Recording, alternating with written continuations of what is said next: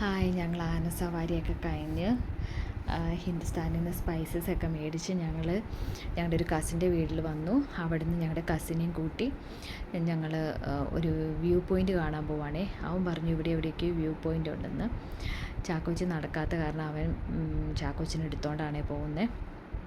1000 അടി മേളിൽ നിന്ന് വെള്ളം ചാടുന്ന സ്ഥലമുണ്ട്. ഇവിടെ നിന്ന് കഴിഞ്ഞാൽ കുമിളി മൊത്തം കാണാം, കമ്പം മൊത്തം കാണാം എന്നൊക്കെ പറഞ്ഞിട്ട് ഞങ്ങളെ അവൻ കൊണ്ടുപോകുന്നത്.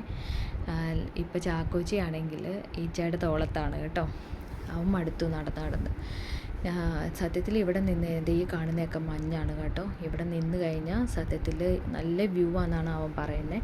പക്ഷെ ഞങ്ങൾക്കൊന്നും കാണാൻ പറ്റില്ല, അത്രയ്ക്കും മഞ്ഞായിരുന്നു. ഞങ്ങളങ്ങനെ തിരിച്ച് പോരുകയാണ് ചെയ്തത്. തിരിച്ച് ഞങ്ങൾ കട്ടപ്പന ടൗണിലെത്തി. അവിടെ നിന്നാണ് ലഞ്ച് കഴിച്ചത്. ലഞ്ച് കഴിച്ച് ഏലുവാണെങ്കിൽ ലഞ്ച് കഴിക്കാൻ വെയിറ്റ് ചെയ്യുക. ഞങ്ങളങ്ങനെ കഴിച്ചു. അവിടുന്ന് നേരെ ഇടുക്കിക്ക് പോന്നു. അപ്പോൾ ഇടുക്കി ഡാം എന്ന് ഞാൻ കേട്ടിട്ടേ ഉള്ളൂ, ഞാൻ കണ്ടിട്ടില്ല. അപ്പോൾ ഇടുക്കി ഡാം കാണാനുള്ളൊരു ത്രില്ലായിരുന്നു ഞാൻ. ഇത് ഇടുക്കി ഡാമിൻ്റെ ബാക്ക് സൈഡാണ് കേട്ടോ. അപ്പോൾ ഇതിൻ്റെ സൈഡിലായിട്ട് തന്നെയാണ് നമ്മുടെ മഹേഷിൻ്റെ പ്രതികാരം സിനിമയിൽ ആ ഒരു ഫൈറ്റ് സീൻ ഒരു ഗ്രൗണ്ടിൽ വെച്ച് നടക്കുന്നത്.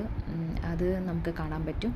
അപ്പോൾ ഇച്ച എന്നെ കാണിച്ചു തന്നായിരുന്നു ആ ഗ്രൗണ്ട്. പക്ഷേ എൻ്റെ വീഡിയോസൊന്നും എനിക്ക് എടുക്കാൻ പറ്റിയില്ല. ഇവിടെയൊക്കെ കുറേ കുഞ്ഞു വീഡിയോകളുണ്ട് കേട്ടോ, സൈഡിൽ താഴെയൊക്കെ ആയിട്ട്. അങ്ങനെ ഇടുക്കി ഡാം കാണാനുള്ള ഭാഗ്യം എനിക്കുണ്ടായി.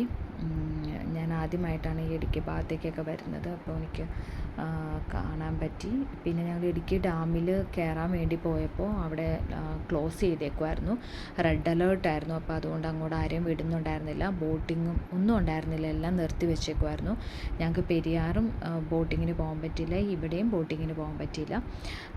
ദേ ഈ കാണുന്നതാണ് നമ്മുടെ ഇടുക്കി മെഡിക്കൽ കോളേജ്. അതിൻ്റെ സൈഡിലൂടെയാണ് നമ്മൾ ചെറുതോണി ഡാമിലേക്ക് പോകുന്നത്. അവിടെയും ക്ലോസ് ചെയ്തേക്കുമായിരുന്നു കേട്ടോ. റെഡ് അലേർട്ട് ആണ്. നമുക്ക്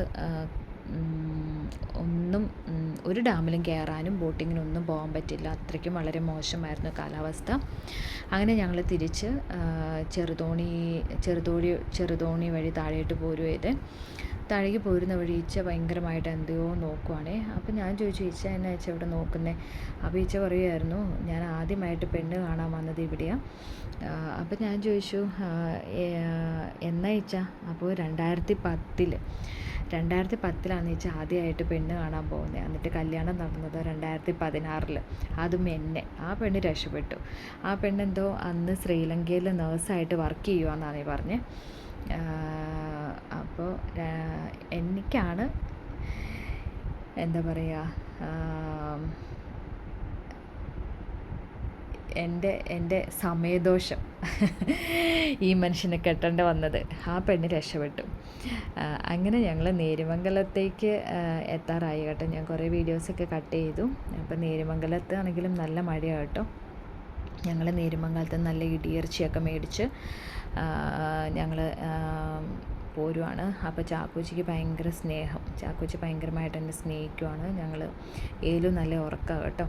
ഞങ്ങളങ്ങനെ ചാച്ചൻ്റെ വീട്ടിലൊക്കെ കയറി നേരെ തൃശ്ശൂർക്ക് പോരുകയതേ. അപ്പോൾ ഇതോടുകൂടി നമ്മുടെ തേക്കടി ട്രിപ്പിൻ്റെ വീഡിയോസ് തീർന്നു. ഇനി പുതിയ വീഡിയോസുമായി വീണ്ടും വരുന്നതായിരിക്കും. അപ്പോൾ അതുവരേക്കും ബായ്.